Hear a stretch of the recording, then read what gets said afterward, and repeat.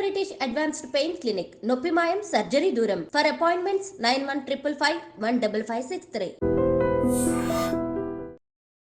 వరికొప్పుల Mallanna alias Balanna.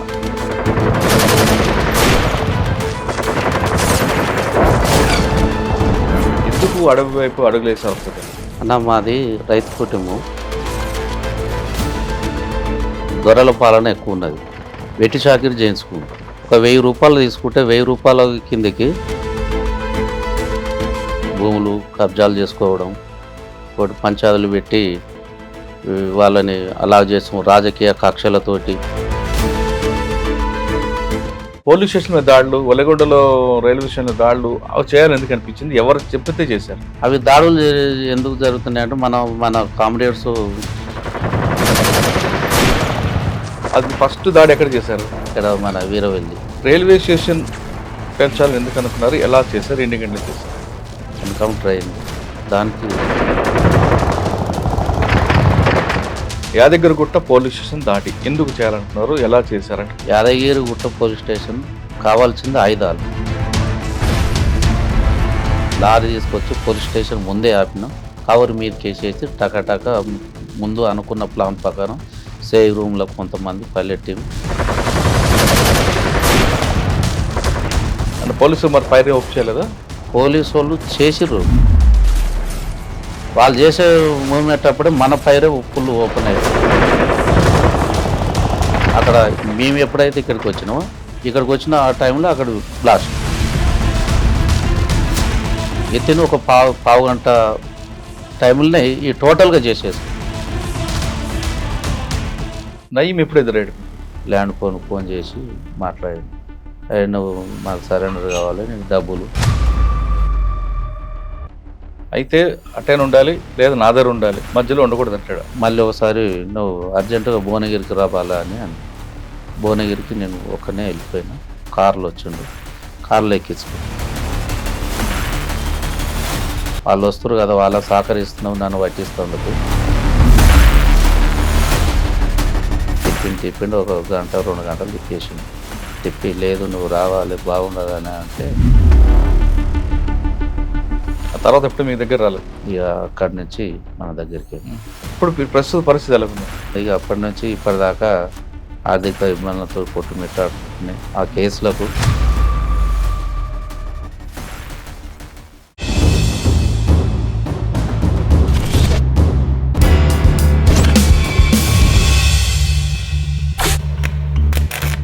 Welcome to crime confessions. గతంలో గ్రామాల్లో ఉన్న పరిస్థితి ప్రభావంతోనో లేదా మరో ఏ ఇతర కారణాలతోనో కొంతమంది యువకులు అడవి బాట పట్టారు.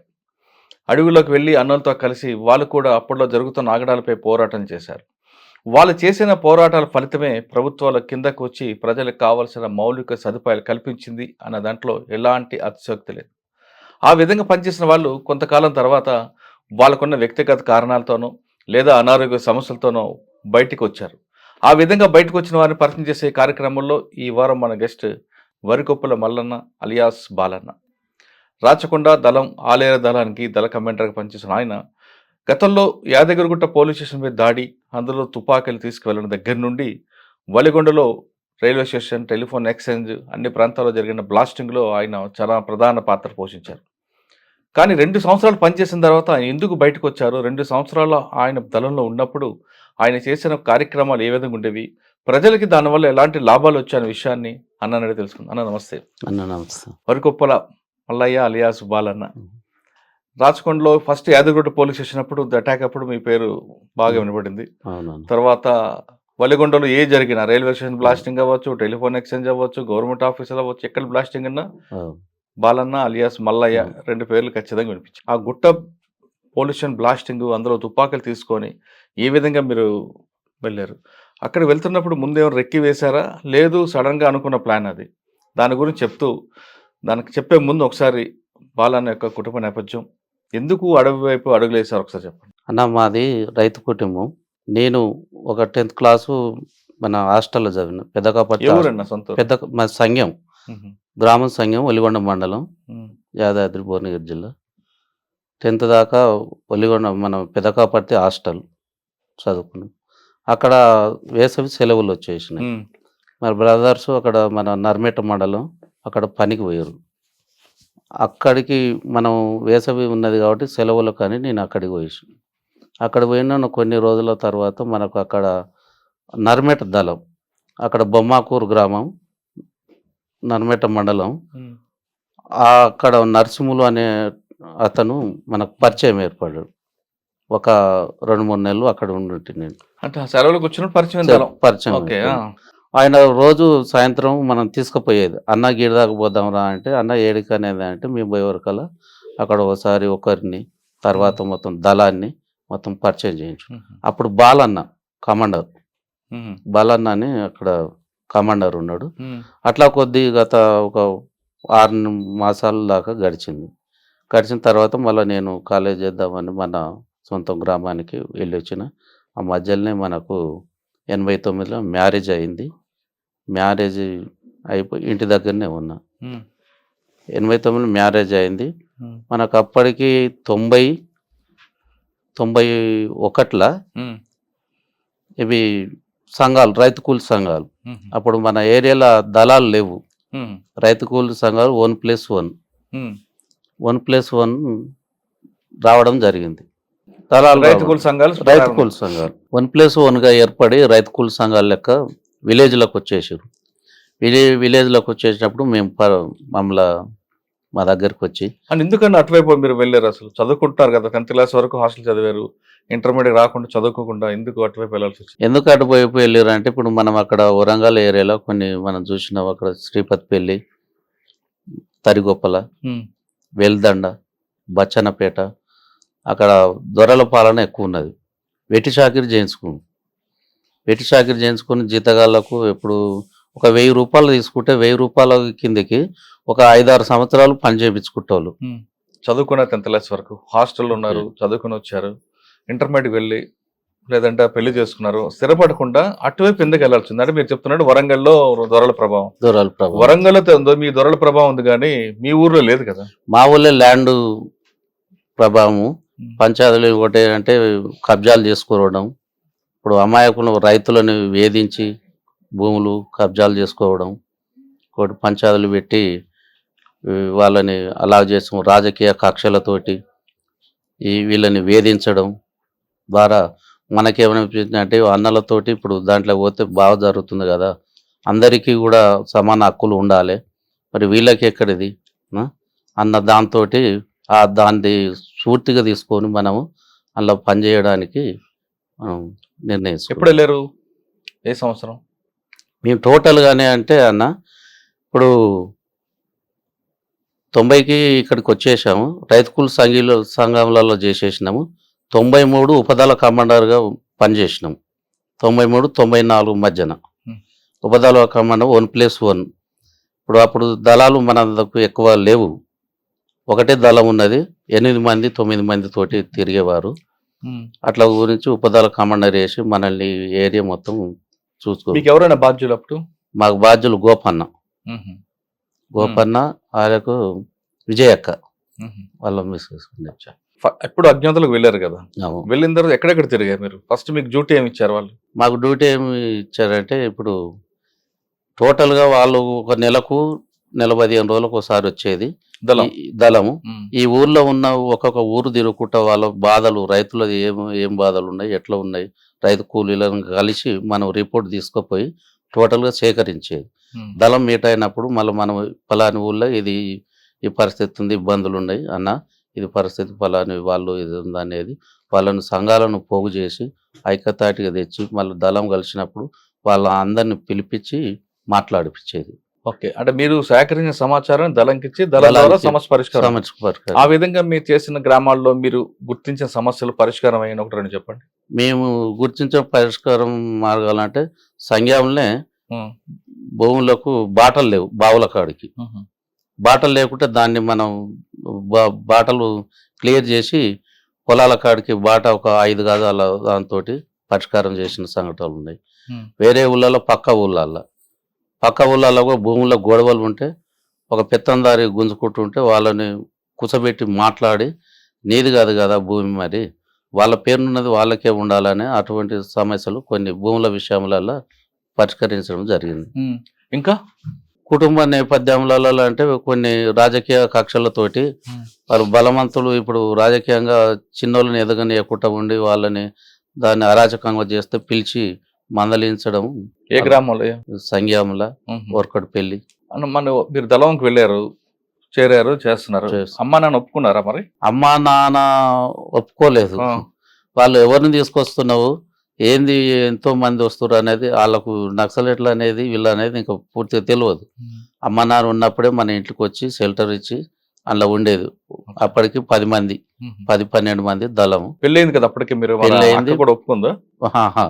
ఏమైనా ఒప్పుకున్నది పూర్తిగా. అప్పటి నుంచి వాళ్ళు నేను బయటికి వెళ్ళి కేసులు అయ్యేదాకా కూడా మొత్తం సహకరించి దళాలకు మంచిగా ఉండేది. అక్కలకు. మరి తుపాకీ ఎప్పుడు మీకు ఇచ్చారు? ఎప్పుడు, ఎలా నేర్చుకున్నారు? ఎక్కడ నేర్చుకున్నారు? తుపాకీ మాకు ఉపదళ కమాండర్ ఉన్నప్పుడే మనకు ఒక ఇది ఇచ్చేది, తపంచ, గ్రైనేడ్స్. ఆ తర్వాత మనకు ఎక్కడ నేర్పారు అవన్నీ? అక్కడ మన ఇది ఆలేరు, ఆత్మకూరు, మూటకొండూరు. మీరు గ్రామాల్లో తిరగడం, సమస్యలు తెలుసుకోవడం, దళంకి ఇవ్వడం, వాళ్ళ ద్వారా పరిష్కారం చేశారు, అదే కదా? అంటే గ్రామాల్లో మంచి వాతావరణం తీసుకొచ్చారు. పోలీస్ స్టేషన్ మీద దాడులు, ఒలగొండలో రైల్వే స్టేషన్ మీద దాడులు అవి చేయాలని ఎందుకు అనిపించింది? ఎవరు చెప్పితే చేశారు? అవి దాడులు ఎందుకు జరుగుతున్నాయి అంటే మన కామ్రేడ్స్ ఎన్కౌంటర్ జరిగినప్పుడు మరి దేశవ్యాప్తంగా తెలవాలి కాబట్టి అప్పుడు ఫోన్లు ఇవి లేవు కదా. దానికి నిరసనంగా మా దళము వాళ్ళు చెప్తే, అన్న ఇది మన వాళ్ళు ఇట్లా ఎన్కౌంటర్ చేసింది, దానికి నిరసనంగా ఈ కార్యక్రమం చేయాలండి. దానిలో భాగంగానే అంటే ఒక దాడికి వెనక ఒక ఎన్కౌంటర్ ఉంటుంది. అది మీ ఫస్ట్ దాడి ఎక్కడ చేశారు? ఫస్ట్ దాడి ఇక్కడ మన వీరవల్లి. ఏం చేశారు? మైక్రో స్టేషన్ బ్లాస్ట్ చేశారు. అంటే ఎవరు ఎన్కౌంటర్ అయితే వీరవల్లి చేశారు. అప్పుడు ఐలన్ అని ఉండే ఆయన ఎన్కౌంటర్ నిరసనగా చేశారు. మరి మీకు మందు పాత్రలు అవన్నీ ఎవరు ఇచ్చారండి? మందు పాత్రలు అన్ని మన దళమే సమకూర్చేది. అలా ఆ విధంగా వలిగొండలో ఎన్ని చేశారండి? Valigonda railway station, guest house Madhavareddy guest house, ఒక బస్సు. అంటే మీరు 1+1 ఇంకెవరు ఉండేవారు? 1+1 రైతు కూలి సంఘం. ఎట్లు మీకు చేసిన దాడిలో మీకు బాగా గుర్తుండిపోయింది చెప్పండి. రైల్వే స్టేషన్, మాధవరెడ్డి గారి గెస్ట్ హౌస్?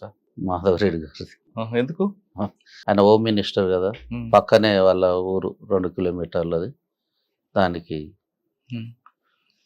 పోలీసు టీడీపీ ప్రభుత్వం అప్పుడు మనం అంటే ఒక పక్క ఊరు కాబట్టి ఈయన ఎట్లయినా పట్టుకోవాలి అనేది పోలీసు మొత్తం టోటల్గా అప్పుడు డిఎస్పి రవీందర్ రెడ్డి, సిఐ మద్దిపాటి శ్రీనివాసరావు వాళ్ళు బాగా అది చేసేది భువనగిరి ఏరియాలలో. అంటే ప్రభుత్వానికి కంట్లో పడాలని మీరు మాధవరెడ్డి గారి గెస్ట్ హౌస్? ప్రభుత్వానికంటే అప్పటికే నిర్బంధం పెరిగింది. మనం రైతు కూలి చేసేటప్పుడు, ఉపతల కమాండర్ చేసేటప్పుడే టోటల్గా పోలీసులు ఇన్వాల్వ్ అయ్యేది, మన ఇంటికి వచ్చిపోయేది. తీవ్ర నిర్బంధం 94-95లో ఇక ఉండలేని పరిస్థితి. అప్పుడు ఉండలేని పరిస్థితి దళంతో మనం మాట్లాడి అన్న పరిస్థితులు ఇట్లా అయిపోయినాయి అనే దాని మీద వాళ్ళు ఒక షెల్టరు, చిన్న పిల్లలు, ఇప్పుడు వీళ్ళు 3 2 బాబులు 1 అమ్మాయి అన్నప్పుడు కొన్ని రోజులు బాగా అయిపోయింది. అన్న ఇక్కడ పరిస్థితులు బాగాలేవు, కొన్ని రోజులు డెన్నులో ఉంచుతామని అన్నారు. డెన్నులో అక్కడ మన చందర్ బిహెచ్ఎల్ చందర్ నగర్ అక్కడ ఉంచే వరకల్లా కూడా అక్కడ కూడా వీళ్ళు కనిపెట్టి అక్కడికి రావడం జరిగింది. మా మిసెస్ చూసి బాబుని తీసుకొని బయట షాపుకి పోతుంటే వాళ్ళు వచ్చి నిఘా పెడితే ఈమె చూసింది కదా వాళ్ళని ఎప్పుడు ఇంటికి వచ్చేటోళ్ళని. అట్లా చూసి ఇట్లా పోలీసులు ఇన్ఫార్మ్గా డ్రెస్ లేకుండా సివిల్ డ్రెస్సులు వస్తారు, మరి ఇట్లా ఎప్పుడో దాడి చేసి ఏవో అరెస్ట్ తీసుకుపోతారన్న దాని మీద అక్కడికి వెళ్ళి క్యాంప్ మార్చి దళానికి ఏపేటుండే. అన్న ఇది పరిస్థితి అంటే మళ్ళీ ఇక్కడికి సిటీ ఎల్బీ నగర్ ఏరియాలో ఇక్కడ షెల్టర్ తీసుకుంది. అంటే చందానగర్ నుంచి ఎల్బీ నగర్. చందానగర్ ఎక్కడ ఉండేవారు? చందనగర్ శాంతినగర్లో. అంటే కవర్ ఏంటి? ఏమో కోరియరు, ఏపీట్లు కదా. అక్కడ ఏమని చెప్పి అద్దెకి తీసుకున్నారు ఇల్లు? మేమా మేము ఇక ఇట్లా కూలి చేసుకుంటాము, డ్రైవర్ చేసుకుంటాము అన్న ఆలోచనతో తీసుకున్నాం. అంటే పని ఏమో డ్రైవరు. సరే, అక్కడి నుంచి వచ్చారు. రైల్వే స్టేషన్ పెంచాలని ఎందుకు అనుకున్నారు? ఎలా చేశారు? ఎన్ని గంటలు చేశారు? రైల్వే స్టేషన్ అక్కడ మనకు ఇక్కడ ఎన్కౌంటర్ అయింది. దానికి నిరసనగానే మనం పేల్చాలనే ఒక దానితోటి దళ సభ్యులు మేము కలిసి. ఎన్ని గంటలకు వెళ్ళారు? ఎంతమంది వెళ్ళారు? మేము నైట్ 4. అక్కడ మరి స్టేషన్ మాస్టర్ గారు అందరు ఉంటారు కదండి. స్టేషన్ మాస్టర్ గారికి చెప్పాము, ఫలానా సోపు మేము అదే అనేది, దాని నిరసనంగా మీరేం భయపడకూరి, మేము అది చేయం, మాకు కావాల్సింది ఏదని అంటే వాళ్ళు కూడా సహకరించారు. అంటే ఫస్ట్ స్టేషన్ మాస్టర్ పేల్చారా, సిగ్నల్ రూమ్ పేల్చారు? సిగ్నల్ రూమ్ వేలుస్తున్నాయి కదా, అన్ని సిగ్నల్ ఉండి వీళ్ళు అది బంద్ మీరు అయితే సిగ్నల్ పేల్చారు, సిగ్నల్ రూమ్ పేర్చారు.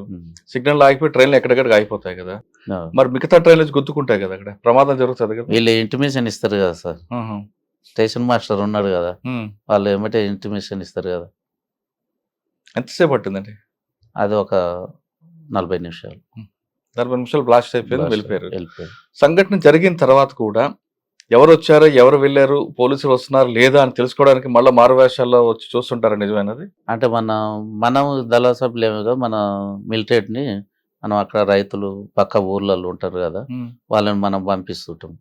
ఎక్కడ ఏం జరిగింది, ఎవరు వస్తారు ఏందని అంటే వాళ్ళు పూర్తిగా పోయి సేకరించి మళ్ళీ మనకు టైం ఉన్నప్పుడు ఏపీటీ వాళ్ళ ఊళ్ళలో పోయినప్పుడు ఏపీటీ ఉన్నప్పుడు అన్న ఇది పరిస్థితి ఇట్లా అయింది, ఇంతమంది పోలీసులు వచ్చారని మనకు సమాచారం ఇస్తుంది. మీరు ప్లాస్టింగ్ అందరూ చేసుకొస్తున్నారు ఈ పరంపరలో. యాదగిరిగుట్ట పోలీస్ స్టేషన్ దాడి ఎందుకు చేయాలనుకున్నారు? ఎలా చేశారంటే ఒక్క రోజులో అయ్యేదా లేదా ముందే రెక్కి వేశారా? యాదగిరిగుట్ట పోలీస్ స్టేషన్ కావాల్సింది ఆయుధాలు మనకు.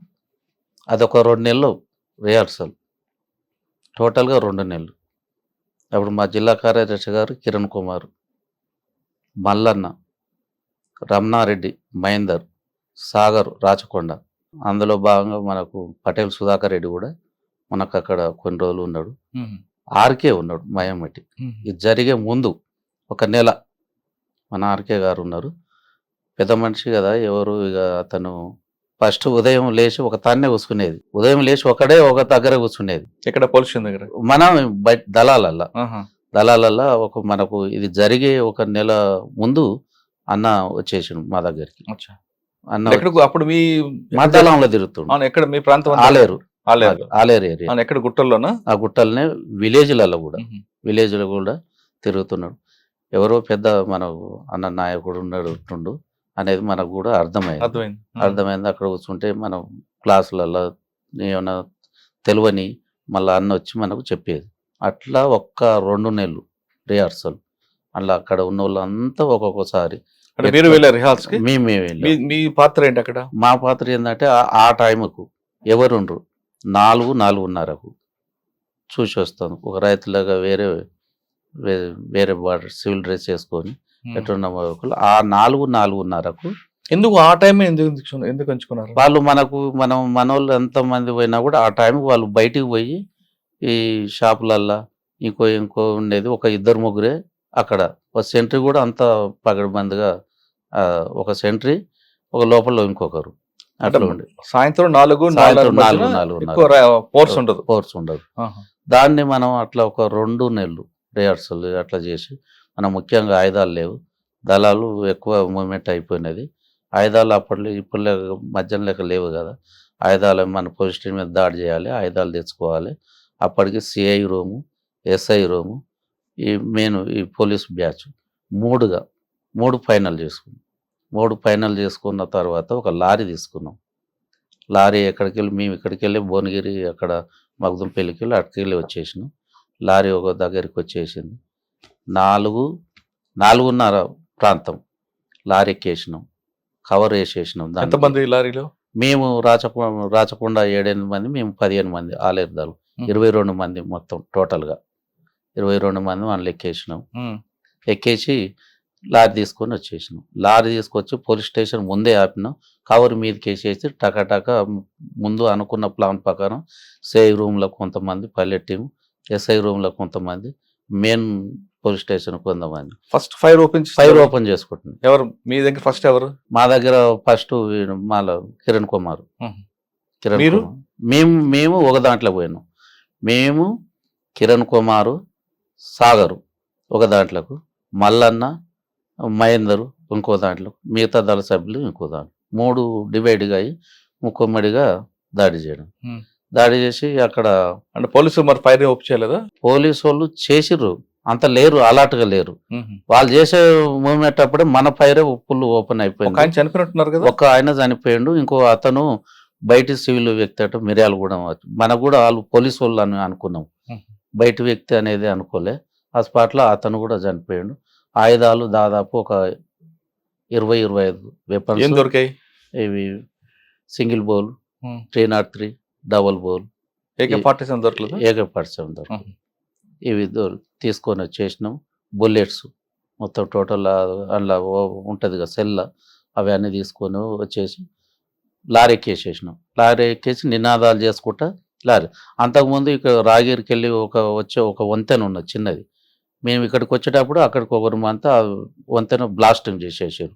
అక్కడ రాకపోకలు బంద్ అయినాయి.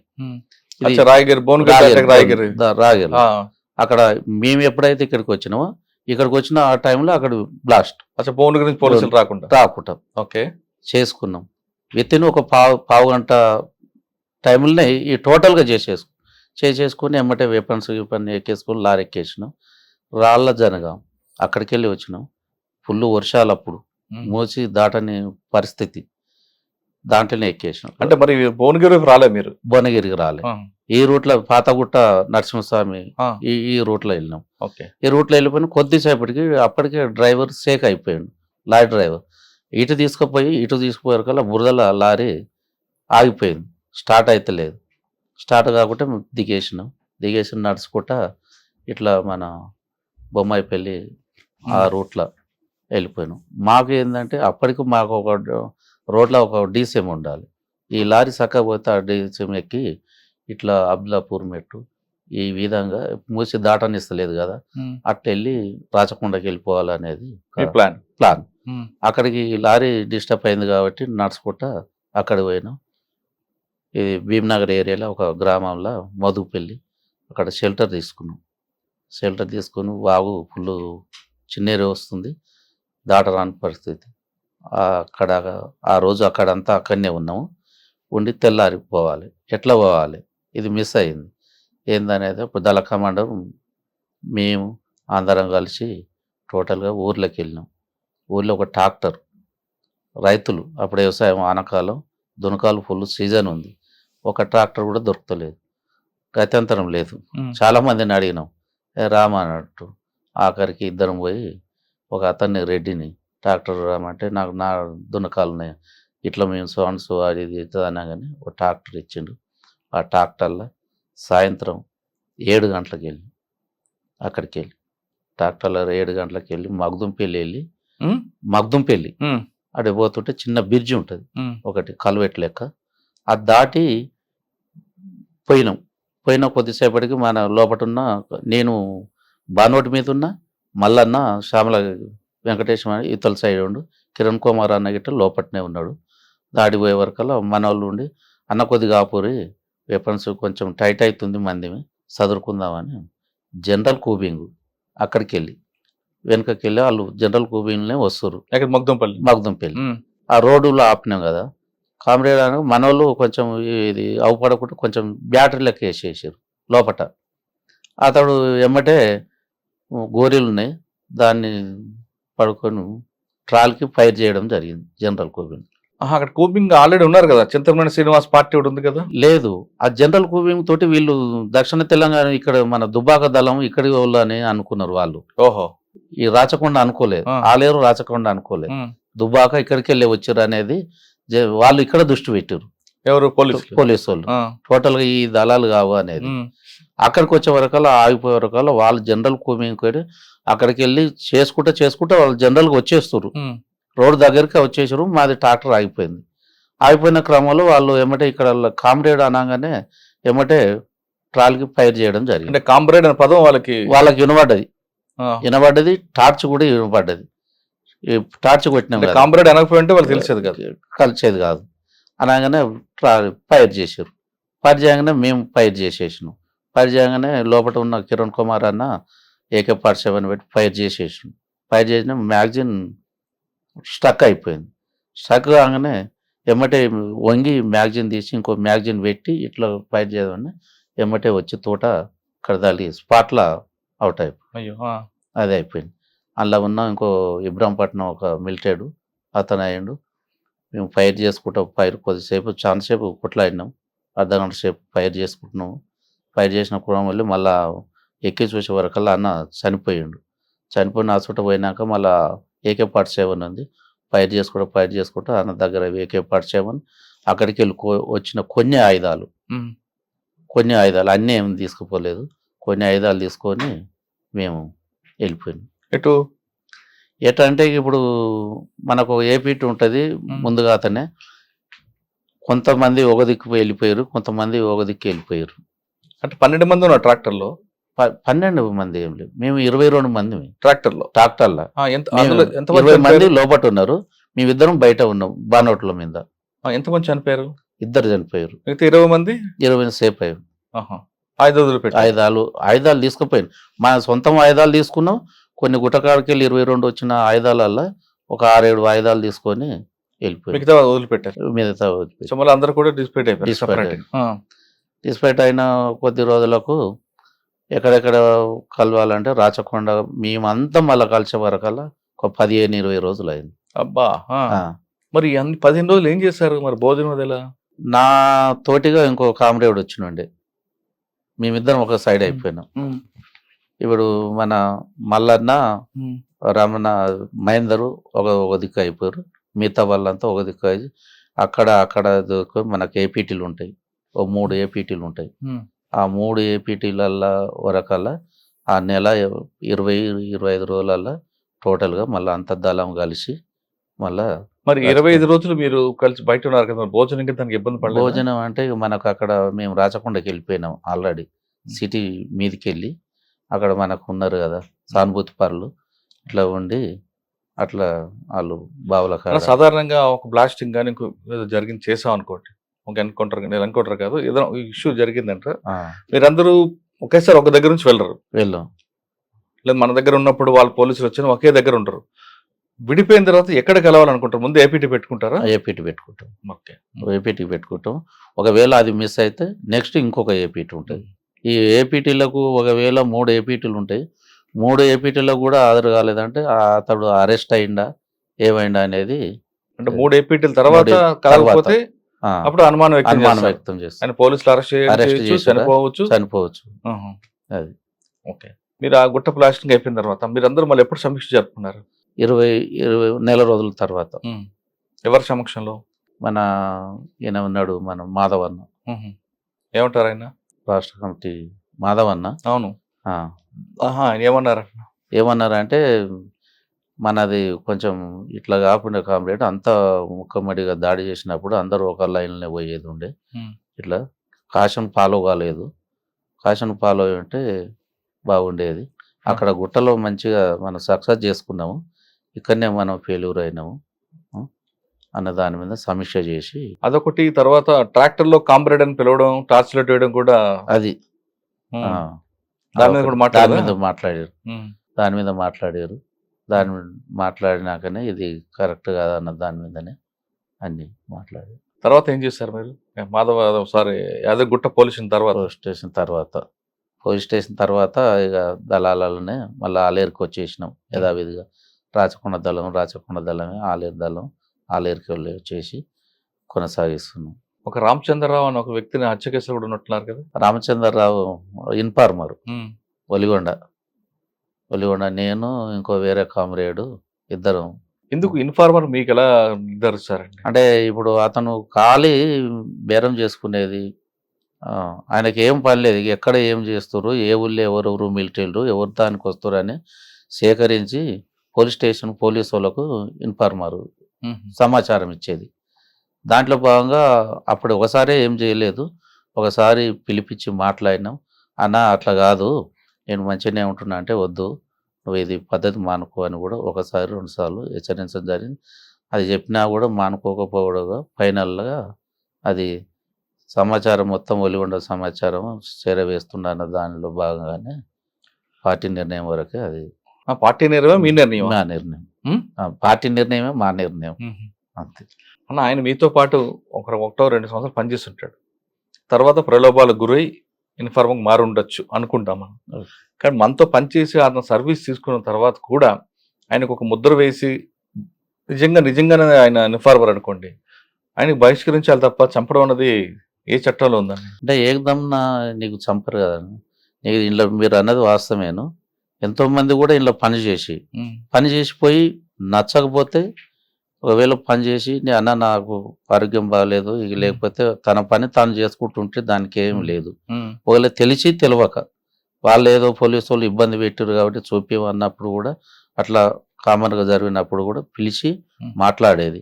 అన్న ఇది పద్ధతి కాదు, మనం ఇది అంతా చెప్పుకోవద్దు, ఇది కరెక్ట్ కాదు అనేది కూడా పిలిచి వాళ్ళతో మాట్లాడి నీకు చేసినంత వరకు చేసినవన్నా చేయలేదు కాబట్టి ఇంటికాడనే ఉంటున్నావు కాబట్టి సరే నువ్వు అక్కడ ఇక్కడ ఎక్కడ కూడా నీదేందో నువ్వు ఉండు నిమిత్తంగా అనేది కూడా చెప్పేది. అట్లా వాళ్ళు దాన్ని కొంతమంది ఉపయోగించుకోలేదు. దాని పైసలకు పోలీసు వాళ్ళకు డబ్బులకు ఆశపడి ప్రలోభాలకు లొంగి ఇది అవి ఇవి ఇస్తానే దానిలో దృష్టిగా వాళ్ళు ఆ పనికి చేయడం జరుగుతుంది. ఫైనల్లా పార్టీ నిర్ణయం అన్న ఇది ఇట్లా చేసినాము దీనికి ఏదో అనేది ఆ నిర్ణయం ప్రకారమే కొంతమంది అట్లా చేయడం జరుగుతుంది. అన్న మీరున్న 2 సంవత్సరాలు 3 సంవత్సరాలు పార్టీలో? నేను 3 సంవత్సరాలు. 3 సంవత్సరాల్లో మీరు పటేల్ సుధాకర్ రెడ్డి గారిని చూశారు, మాధవ్ గారిని చూశారు, ఆర్కేని చూశారు, ధర్మాన్ని చూశారు. వీళ్ళందరిలో ఎవరిది ఎక్కువ బాగుంటుంది సరే? అంటే పని చేయడంలో కానీ పని చేయించుకోవడంలో కానీ లేదంటే మాటలతో పాటలతో వాళ్ళకి ఆకర్షించేలా చేయడం కానీ స్పీచ్ ప్రభావం కానీ ఎవరిది నలుగురిలో బాగుంటుంది? ఒక్కొక్కరిది ఒకలాగా ఉంటుంది, అందరూ ఒకేలాగా ఉంటుంది. అవును, అందరిది. ఎవరు స్పీచ్ వింటే మనకి పార్టీలోకి వెళ్ళాలని అనిపిస్తుంటది? దాదాపు చాలా మంది వరకు అంతే ఉంటది. దీంట్లో పోయిన వాళ్ళంతా ఒకసారి ఒక మనిషిని తీసుకొచ్చి ఆ విషయం చెప్తే అది అతడు కదిలేటోడు కాడు, నేను పోవాలని ఒక తపనే ఉంటది, అంత ఉంటది.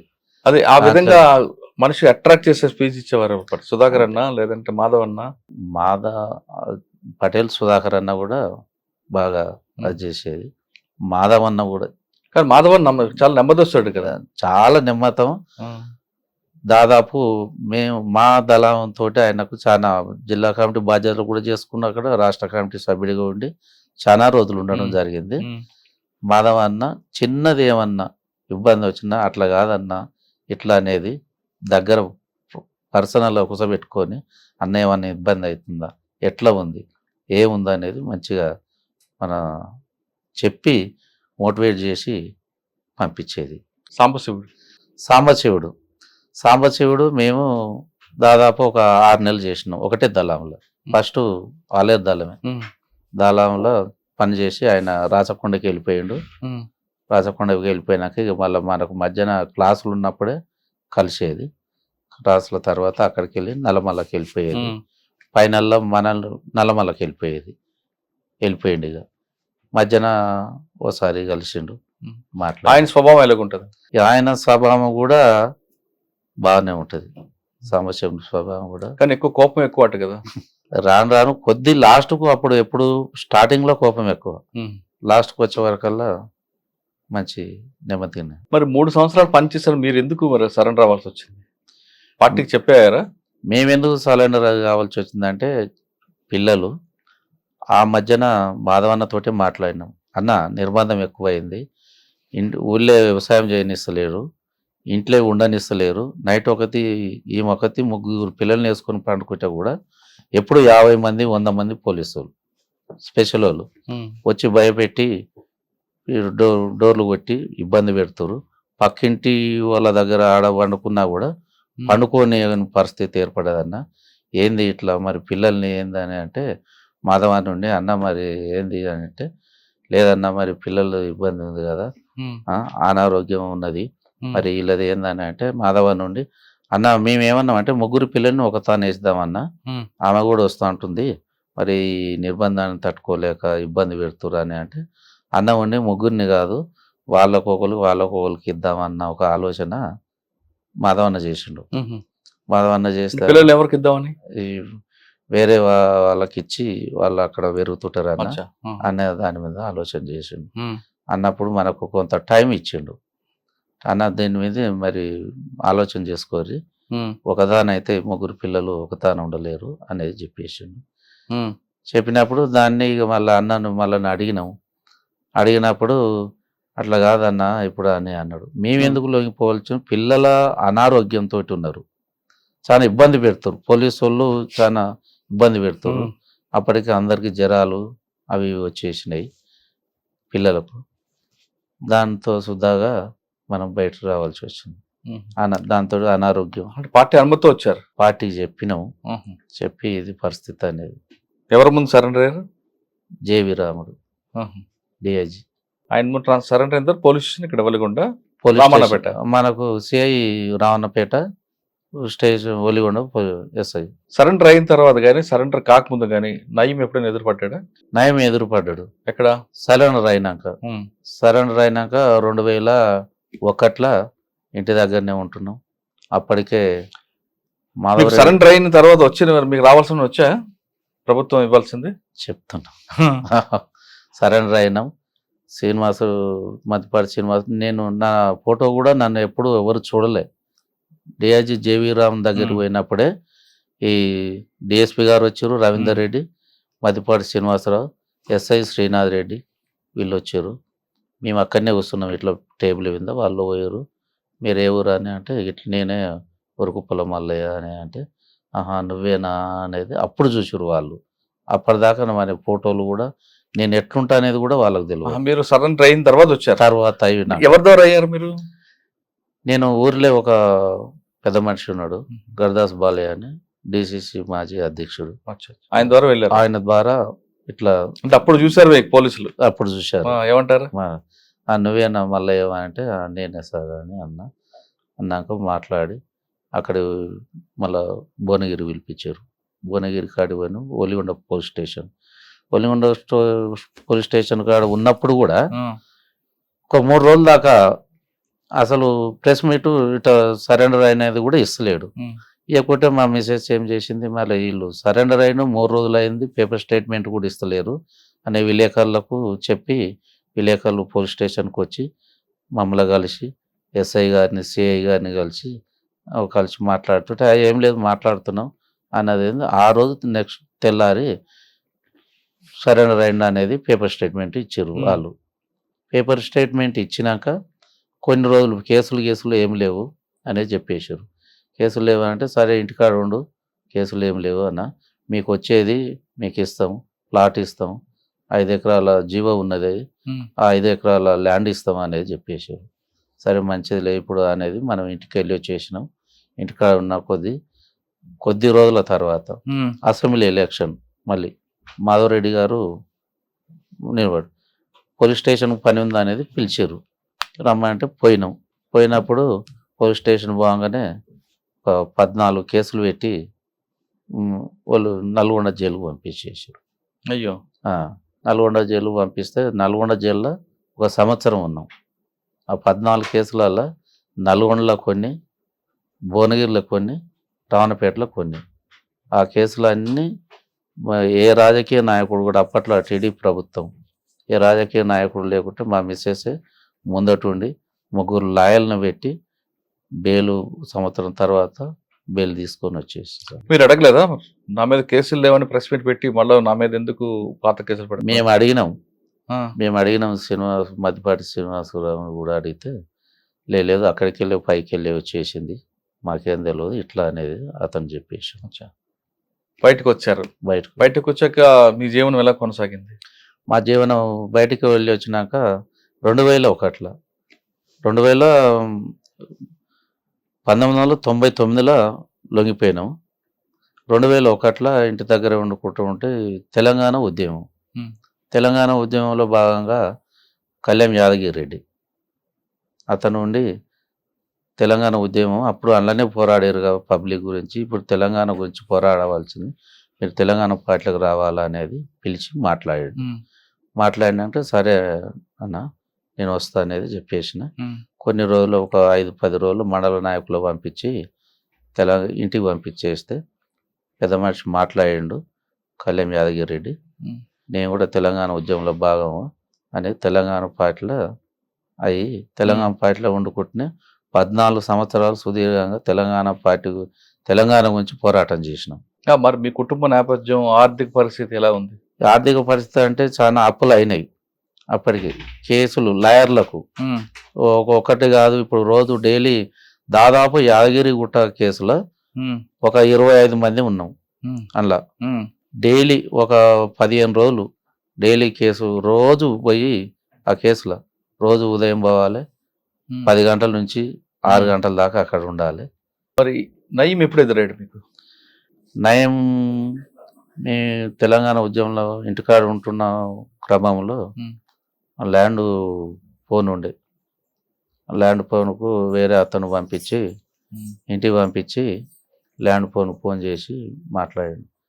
నువ్వు మాకు సరెండర్ కావాలి, నీకు డబ్బులు అవి ఇవి ఇస్తాము, నువ్వు సరెండర్ కావాలి, మాతోటి పని చేయాలి అని అంటే నేను చేయలేమన్నా, మేము స్వచ్ఛందంగా వచ్చినాం, నీ అక్కడ ఇక్కడ కాదు ఊర్లోనే అనుకుంటున్నాం, మనకున్న కొద్ది వ్యవసాయంలో మనం చేసుకుంటూ ఉంటాం అంతే తప్ప కానీ మేము రామని చెప్పి. నయీము ముందు ఒక వార్నింగ్ ఇస్తాడండి, అయితే అటైన్ ఉండాలి లేదా నా దగ్గర ఉండాలి, మధ్యలో ఉండకూడదు అంటాడు. అటువంటి వార్నింగ్ వచ్చిందా మీకు? ఇతను వచ్చి ఫోన్ చేసిన కొద్ది రోజులకు మళ్ళీ ఒకసారి నువ్వు అర్జెంటుగా భువనగిరికి రావాలా అని అన్నా. భువనగిరికి నేను ఒక్కనే వెళ్ళిపోయినా, కార్లో వచ్చిండు, కార్లో ఎక్కించుకొని ఏంది సంగతి అని నేను ఉండలేను, నా కింద పని చేయాలంటే నేను పని చేయలేను అని చెప్పేసి. పని చేయకుంటే మరి నువ్వు మళ్ళీ వాళ్ళు వస్తారు కదా, వాళ్ళకి సహకరిస్తున్నావు, నన్ను పట్టిస్తేందుకు నువ్వు ఆ పని చేస్తున్నావు, నేను అలాంటి పని ఏం చేస్తలేను, మేము వచ్చినాము క్రమంగా మన పని ఏందో మనం చేసుకుంటుంటున్నాం అంతే తప్ప కానీ అలాంటిది నిన్ను పట్టియాలి ఇంకోళ్ళకి వాళ్ళకు మేము కీడు చేయాలన్న ఒక ఆలోచన ఏం లేదు, నేను అట్లా రానని నేను చెప్పేసాను. తిప్పిండు ఒక 1-2 గంటలు తిప్పేసాను. తిప్పి లేదు నువ్వు రావాలి బాగుండదని అంటే నేను రానని చెప్పేసి పోతాను ఇడిచిపెట్టి వెళ్ళిపోయాడు. ఆ తర్వాత ఎప్పుడు మీ దగ్గర రాలేదు? ఇక అక్కడి నుంచి మన దగ్గరికి. నయీంతో పాటు కొన్ని దండాలు చేశారా నువ్వు ఇంతగా? లేదు దందాలు లేదు. దందాలు చేస్తే ఇట్లా ఎందుకు నువ్వు బెదిరింపులు పాల్పడ్డారని కానీ నయీంతో కలిసి?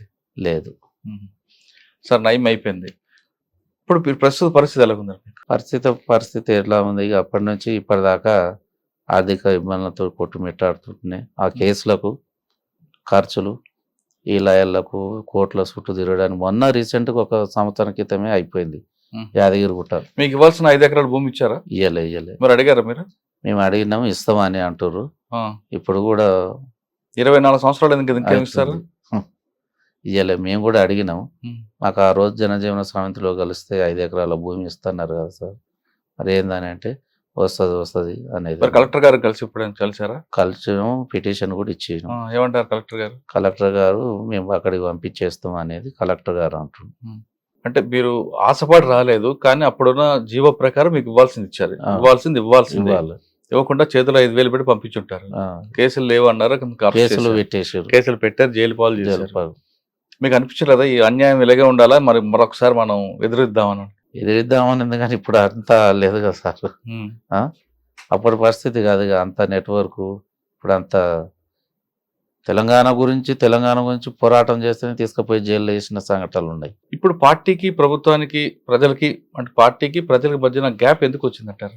పార్టీకి ఒకప్పుడు పార్టీ అంటే ప్రాణం ఇచ్చే ప్రజలు ఉండేవారు, ఇప్పుడు ఎందుకు దూరం అవుతున్నారు? ఎందుకు దూరం అంటే కేసులతోటి వేధించడం వల్ల, భయాందోళన గురి చేయడం వల్లనే దూరం అవుతుంది అంతే తప్ప వేరేది ఏం లేదు. అలా ఎందుకు అనుకోవాలి? ప్రభుత్వం చేసిన కార్యక్రమాల వల్ల ప్రజలు దగ్గర అవుతున్నారు ప్రభుత్వానికి అనుకోవచ్చు కదా.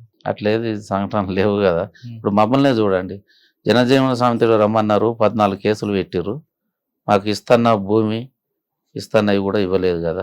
ఇదొకటి నిదర్శనం తీసుకోవచ్చు కదా, ఆదర్శం. 2005 తర్వాత పార్టీ క్రమేపీ ఆంధ్రప్రదేశ్లో కానీ తెలంగాణ తగ్గిపోయింది.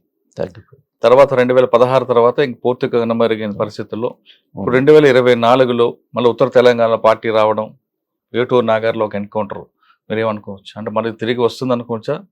లేదు అక్కడ ఛత్తీస్గఢ్లో ముమ్మరం చేశారు కాబట్టి ఇటు వచ్చారనుకోవచ్చా? లేదు తెలంగాణలో తమ ఉనికిని చాటుకోవడానికి వచ్చారనుకోవచ్చు. ఛత్తీస్గఢ్ ఏరియాలనే టోటల్గా దించి అక్కడ ఉండలేని పరిస్థితి ఉన్నది కాబట్టి మొత్తం ఇక్కడ రావడం జరుగుతుంది అనేది అంటే వచ్చినా సరే ఇక్కడ మనుగడ ఉందంటారా? మనగడ ఉందని అనుకుంటే ఉండొచ్చు, ఉండకపోవచ్చు. ఇప్పుడు ఈ పరిస్థితులల్లో చాలా గడువు పరిస్థితి ఇప్పుడు.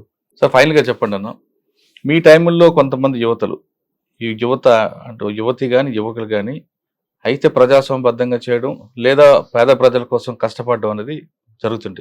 అంకిత భావం చేసేవారు, విలాసాలు ఇవన్నిటి పక్కన ఉండేది. ఇప్పుడున్న యువత అంతా కూడా కేవలం విలాసాలకి వాళ్ళ వ్యక్తిగత స్వార్థాలకే ఎక్కువ అంకితం అవుతున్నారు.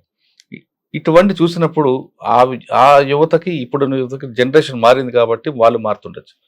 ఇప్పుడు ఇటువంటి పరిస్థితులు చూసిన తర్వాత మీరు వాళ్ళకి ఇచ్చే మెసేజ్ ఏంటి? ఇప్పుడు డ్రగ్స్కి దానికి అలవాటు పడుతున్నారు. మీ టైంలో తీసుకుంటే చేస్తే ప్రజలకైనా చేయాలి లేదా ప్రభుత్వంగా చేయాలి. స్వార్థం అనేది తక్కువ ఉంటుంది. ఇప్పుడు స్వార్థం అయిపోయింది, విలాసాలు అయిపోయింది. ఇప్పుడు చూస్తున్న జనరేషన్కి మీరు ఇచ్చే మెసేజ్ ఏంటి? ఏ విధంగా ఉండమంటారు వాళ్ళు? ఇప్పుడున్న జనరేషన్కి ఏంటంటే అప్పటిలాగా ఇప్పుడు ఉండలేరు. ఇప్పుడున్న జనరేషన్ కూడా దాన్ని పాటించుకుంటా ఈ డ్రగ్స్కు దేనికి అలవాటు పడకూడదు. తనంతలో తాను ఇప్పుడు ఏ ప్రైవేట్ జాబో ఇంకే జాబో చేసుకొని కూడా ఉంటే బాగుంటుంది.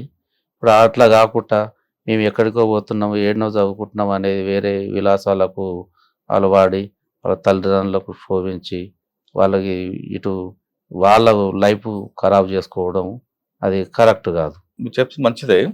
ఆ విధంగా ప్రవర్తిస్తున్న యువతకి వాళ్ళ తల్లిదండ్రులు ఏం చేయాలి? తల్లిదండ్రుల పాత్ర ఉందంటారా లేదంటారా? తల్లిదండ్రులు చెప్తారు. తల్లిదండ్రులు దోలిచ్చేది ఏమిటికి, నా కొడుకు బాగుపడాలి, ఇంకేదో జాబ్ చేయాలి, అప్పు తెచ్చైనా ఇచ్చి చదివిపిస్తారు. వీళ్ళు అట్లా చేస్తలేరు కదా. వాళ్ళు తెల్లారు చేస్తే కూడా నా కొడుకు బాగుండాలి, మంచిగా ఉన్నావా అనేది అడుగుతారు. అంతేగాని వీళ్ళు ఏం చేస్తున్నారు అనేది అడుగుతారు మధ్యన. వీళ్ళు ఆ పక్క పెడితే తల్లిదండ్రులు దాంట్లో ఎంకరేజ్ ఏది లేదు. తల్లిదండ్రులు ఎంకరేజ్ ఇలాంటి అలవాటు చేయమనేది తండ్రిదండ్రులు ఎంకరేజ్ ఎక్కడ కూడా లేదు. వీళ్ళకు ఈ ఆలోచన వచ్చి వీళ్ళు చేసుకుంటారు అంతే తప్ప. కానీ దానివల్ల దేశానికి నష్టమే కదా. దేశానికి నష్టమే, ఇప్పుడు తల్లిదండ్రులకు నష్టమే, సమాజానికి కూడా నష్టమే. అది ఏం చేయమంటారు వాళ్ళందరినీ ప్రవర్తిస్తున్న వాళ్ళంతా కరెక్ట్గా వాళ్ళది నన్ను ఎందుకు తోలుతారు ఏమిటి తోలుతున్నా అనే ఆలోచన ఒకసారి ఆలోచన చేసుకొని మనస్ఫూర్తిగా వాళ్ళు కరెక్ట్ పద్ధతిలో పోతేనే బాగుంటుంది. అన్న, కోనాపూర్ సాంబశివుడు మీతో పాటు పనిచేశారు. ఎందుకు బయటకు వచ్చారు ఆయన? అరెస్టా సరెండర్ అంటారు? సరెండర్ అయ్యారు. వచ్చి అనేది రాజకీయంగా నిలబడదాం, ప్రజల్లో కలుద్దాం అనుకుంటున్న టైంలో మీ గ్రామంలో ఆయన హత్యకు గురవుతారు నయం చేతిలో. అసలు ఎలా జరిగింది? సాంబశివుడు హత్య ఎలా జరిగింది? సాంబశివుడు బయటకు వచ్చినాక కొద్ది రోజుల తర్వాత సంగం గ్రామానికి, అక్కడ మన ఒలిగొండ మండలానికి ఎట్లా వస్తే అందరు కూడా మీరే పిలిపించారు కదా. అన్నకు కొంతమంది కలిసి వేరే విలేజ్లో మన ఊర్లో దాదాపు 90% అంతా సానుభూతి పర్లే టోటల్గా. ఆ కాలంలో కూడా అప్పటి నుంచి అన్న ఉండేందనంటే అన్న అందరు కలుస్తారు, అన్ని విలేజ్లో కలుస్తారు, మీటింగ్ పెడదామన్న, ఈ సంఘాలు కూడా చాలామంది జాయిన్ అవుతారు అనేది అన్నాడు మనతోటి. అంటే సరే అన్న మీరు నిర్ణయించుకోరి, మరి మీరు ఏమంటారు అని అంటే, లేదన్నా ఒకనాడు సభ పెడదాము అనేది. అంటే డేటును అన్న కూడా ఫిక్స్ చేసి 2011 26 తారీఖు బహుశా అది నెల ఉంది. ఆ రోజు డేట్ ఫిక్స్ చేసినాం. రాములుండు, సాంబశివుడు, మేము ముగ్గురం కలిసే డేట్ ఫిక్స్ చేసినాం. ఆ డేట్ నాడు కార్యక్రమం చేసినాం. సాయంత్రం 4 గంటలకు కార్యక్రమం చేసినాం. కార్యక్రమం చేసిన అన్న వచ్చేసిండు, స్టేజ్ మీద వచ్చి చాలా నాయకులు కూడా వచ్చేసారు, మాట్లాడారు. అక్కడనే రాత్రి ఒక 11:30 అయింది. సభలో 11:30 అయింది. సభ అయిపోయినాక అన్న భోజనానికి మన ఇంటి దగ్గరనే భోజనం ఏర్పాటు చేసినాం. ఏపూర్ శోభ అన్న కళా బృందం ఉంది, డాక్టర్ చెరుకు సుధాకర్ అన్న ఉండు. ఇది కార్యక్రమం అయిపోయినాక అన్న భోజనానికి రారంటే మా పిల్లలు, అప్పుడు చిన్న పిల్లలు కదా చూసినాం, వాళ్ళందరినీ పిలిపించుకుని ఈమె కూడా మా మిస్సెస్ని పిలుచుకొని అక్క సత్తక్క బాగురా అనేది మాట్లాడి, అన్న రాండి అన్న ఇంటికి పోదామంటే, లేట్ అయింది అక్క, ఇప్పుడు ఒలిగొండలో భోజనం చేసిరట, మళ్ళీ ఒకసారి వద్దామని మాతోటి ఒక 10 నిమిషాలు అక్కడ మాట్లాడిండు. మాట్లాడి అన్న మళ్ళీ కలుసుదాం అనేది వెళ్ళిండు అతను. ఆయన వెళ్ళిన కొద్దిగా మట్టి ఆయన పోయినాక మళ్ళీ మేము కళాకాల బృందం, ఏపూరు సోమన్న బృందం, డాక్టర్ చెర్ సుధాకర్ అన్న వచ్చి మనం ఇంటి దగ్గర అన్నం తింటున్నాం. అన్నం తింటున్న ఒక 10 నిమిషాలల్లా అన్న సాంబశివుని మర్డర్ జరిగిందట ఇక్కడ గోకారం ఎక్స్ రోడ్ కాడ అన్న అనగానే మేము అంతా చేయగడుకొని చెరుకు సుధాకర్ అన్న కారు వేసుకొని వెళ్ళిపోయినాం. అక్కడికి పోయే వరకల్లా మొత్తం గ్లాసులు బలిగి ఉన్నాయి, అక్కడ ఎవరు లేరు. మేము పోతేనే చెరుకు సుధాకర్ అన్న తిరుపతి అన్నకు ఫోన్ చేసిండు, డిఎస్పికి ఫోన్ చేసిండు, ఎస్ఐకి ఫోన్ చేసినా ఎవరు కూడా లిఫ్ట్ చేయలేదు. పోకుండా అక్కడ ఒలిగొండ పోయినాం. ఒలిగొండ పోయే వరకల్లా భూపాల్ రెడ్డి హాస్పిటల్ వేసేసిండు. భూపాల్ రెడ్డి హాస్పిటల్ పోయే వరకల్లా మేము పోయి అక్కడికి చేరుకున్న క్రమంలో ఈ పేగులు మొత్తం బయట పడిపోయినాయి. బయట పడుకొని మేము పోయిన వరకు పోయి చూస్తుంటే అన్న నన్ను బతికించండి అన్న, అమ్మ నన్ను బతికించండి అనేది అంటుండు. ఆ ఒక్క మాటనే అన్న నన్ను బతికించుర్రి అన్న అని అనగానే చెరుకు సుధాకర్ నుండి ఏమంటే పేగులు డాక్టర్ కదా అతను, పేగులు లోపలికని ఒక కట్టు కట్టి అదే కర్ర వేసుకొని ఏడికి రావాలో మేము ఆ నైట్ అయింది కామినేని హాస్పిటల్ తీసుకొద్దామని వస్తున్నాం. భువనగిరికి వెళ్ళి రాంగ ఎట్లుంది ఏముంది అనేది అనేది గులుగుతుండు. ఇక్కడికి ఉప్పలు వీడికి సిగ్నల్ దగ్గరికి రాగానే చనిపోయిండు. ఉప్పలు సిగ్నల్ దగ్గరికి రాగానే అన్న మళ్ళీ సుధాకర్ అన్న ఇట్లుండి ఇట్లా చేయబెట్టి చూస్తే మళ్ళీ చనిపోయిండు, ఇక మనం ఎట్లా చేద్దాం అని అంటే చనిపోయినాక మళ్ళీ గాంధీలోకి తీసుకొని వచ్చినాం. గాంధీలోకి తీసుకొని వచ్చి గాంధీలో డెడ్ బాడీని తీసేసినాం. ఎంతమంది దాడి చేశారండి తర్వాత తెలిసి ఉంటుంది కదా? తర్వాత తెలిసిందంటే అందులో ఒక మారుతి చిన్నది వ్యాన్ వచ్చి ఊర్లో తిరిగింది అనేది తర్వాత రిపోర్టు సేకరించు. ఒక 5-6 ఉంటారని. ఎలా చంపారట? ఆయన స్కార్పియోగా వాడతారు కదా ఆయన? ఎవరు? సాంసుడు అన్న స్కార్పియో వాడారు కానీ ఇది మనోళ్ళు అని అన్న ఆపురా అని అనే వరకల్లా మన కార్యకర్తలు అన్న ఒక ఆలోచనతో ఆపిండు. దాంట్లో సడన్ ఆపంగానే ఎమ్మటే కత్తులు గిట్ట తీసి వేసేస్తాడు. అట్లా అయినా సీటు కిందకి పోయి 5 వరకల్లా సీటు కింద అయినా దేవులాడి వేసి చనిపోయిండు అనుకొని వాళ్ళు వెళ్ళిపోయారు. ఎవరు చేసిండ్రు? నయం మనుషులు. దీని తర్వాత మీకు ఫోన్ చేశాడు నయం చంపింది నేనే అని? చేయలేదు. ఇక ఇట్లా మనం మొత్తం టోటల్గా కార్యక్రమం చేసారు కాబట్టి మమ్మల్ని కూడా పిలిపిస్తే ఎట్లా జరిగింది ఏం జరిగింది అనేది టోటల్గా మేము కూడా వివరించి చెప్పినాం. తర్వాత కోనాపూర్ రాములు గత జరిగిపోయిన కొద్దీ కోనాపూర్ రాములు కూడా ఈ తెలంగాణ పార్టీలనే కార్యక్రమం ఆయన చంపడానికి కూడా పాములు పంపించాడని ఉంది కదా ఇంటి దగ్గర. అది దాచిరెడ్డిగూడెం ఇంటి దగ్గర వాళ్ళ అమ్మ నాయన ఉన్నారు కదా, అక్కడ పంపించారు. ఎవరో వస్తారని ఏదో చేస్తారని కాకుండా మీ కాళ్ళ మీద మీరే నిలబడి మీ ఆర్థికంగా స్టాండర్డ్ అయితే మీ భవిష్యత్ బాగుంది అంటున్నారు వరికొప్పల మల్లయ్య అలియాస్ బాలన్న. ప్రభుత్వం అన్ని చేయాలని రూల్ లేదు కాబట్టి మీరే సాధించండి, ప్రభుత్వం మీ దగ్గరకు వచ్చి మీ సహాయం తీసుకునేలా ప్రవర్తించండి చెప్తున్నారు. అంతేకాకుండా వ్యక్తిగత స్వార్థాన్ని పక్కన పెట్టి విలాసాలకు దూరంగా ఉండి మీ కన్న తల్లికి మంచి గౌరవం తీసుకురావాలంటే ఖచ్చితంగా మీరు కష్టపడితే మీ కుటుంబానికి కాదు దేశానికి కూడా గర్వకారంగా నిలబడతారంటూ చెప్తున్నారు. ఇది వరికొప్పల మల్లయ్య అలియాస్ బాలన్ గారితో ఎక్సలెంట్. వచ్చే వారం మరో గెస్ట్తో మళ్ళీ కలుద్దాం. అంతవరకు నమస్తే. Thank you very much.